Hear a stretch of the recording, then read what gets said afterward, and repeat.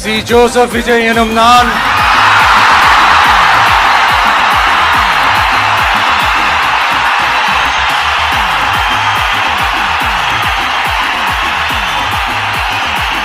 சட்டப்படி அமைக்கப்பெற்ற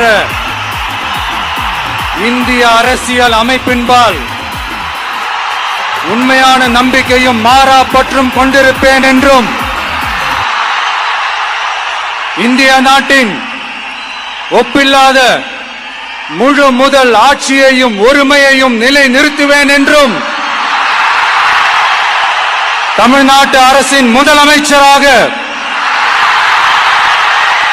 உண்மையாகவும் உளச்சான்றின்படியும் என் கடமைகளை நிறைவேற்றுவேன் என்றும் அரசியல் அமைப்பிற்கும் சட்டத்திற்கும் இணங்க அச்சமும் ஒருதலை சார்பும் இன்றி விருப்பு வெறுப்பை விலக்கி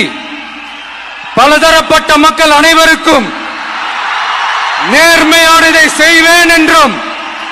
ஆண்டவன் மீது ஆணையிட்டு உறுதிமொழிகிறேன்.